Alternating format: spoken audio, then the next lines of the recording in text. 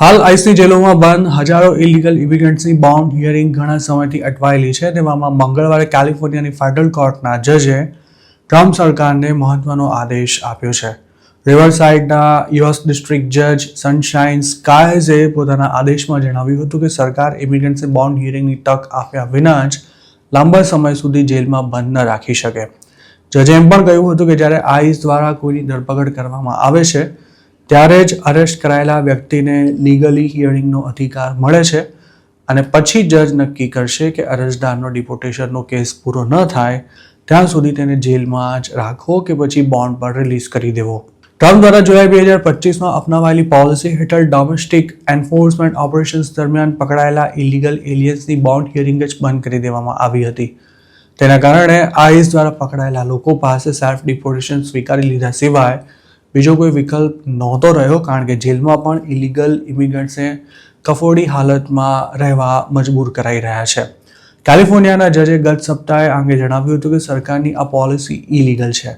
આમ તો અત્યાર સુધી ડઝનબંધ ફેડરલ જજીસ આ જ પ્રકારનો ચુકાદો આપી ચૂક્યા છે, પણ તેમના ચુકાદા કોઈ ચોક્કસ વ્યક્તિ અથવા જૂથ પૂરતા મર્યાદિત હતા, જ્યારે કેલિફોર્નિયાના જજે આપેલો ચુકાદો સમગ્ર અમેરિકામાં લાગુ પડવાનો છે.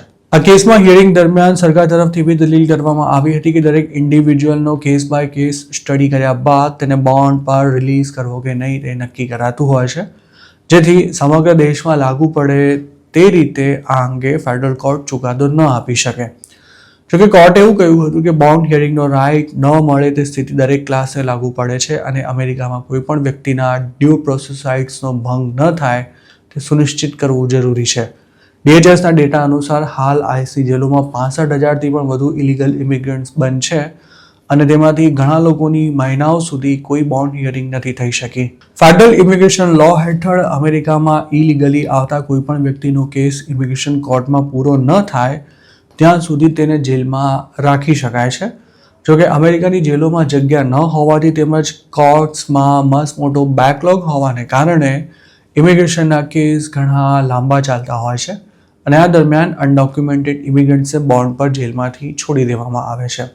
જોકે ટ્રમ્પ એડમિનિસ્ટ્રેશને આ કાયદાનો વ્યાપ વધારતા જુલાઈમાં એવી પોલિસી બનાવી હતી કે જેના હેઠળ અમેરિકામાં રહેતા તમામ નોન સિટીઝન્સને આ કેટેગરીમાં મૂકી તેમને બોન્ડ હિયરિંગની તક આપવાનું જ બંધ કરી દેવાયું હતું. કેલિફોર્નિયાના જજે આ મામલે વાંધો લેતા એવું જણાવ્યું હતું કે આ કાયદામાં નવા આવેલા લોકો અને પહેલેથી જે લોકો યુએસમાં રહે છે તેમની વચ્ચેની ભેદરેખા સ્પષ્ટ કરવામાં આવી હોવાથી યુએસની અંદરથી પકડાયેલા લોકોને બોન્ડ હિયરિંગથી વંચિત ન રાખી શકાય. આ પહેલાં વોશિંગ્ટન ડીસીની અપીલ્સ કોર્ટે ફાસ્ટ ટ્રેક ડિપોર્ટેશન પર રોક લગાવતા એક્સપેડાઇટ રિમૂવલ હેઠળ 2 વર્ષથી ઓછા સમયથી યુએસમાં રહેતા હોય તેવા લોકોને કોર્ટ સમક્ષ હાજર કર્યા વિના જ ડિપોર્ટ કરવા પર મનાઈ ફરમાવી દીધી હતી. અમેરિકામાં કોઈ સ્ટેટસ વિના રહેતા લોકોને પકડવા ખાસ મુશ્કેલ નથી, પણ તેમને ડિપોર્ટ કરવાની પ્રોસેસ ખૂબ જ અટપટી અને અઘરી છે.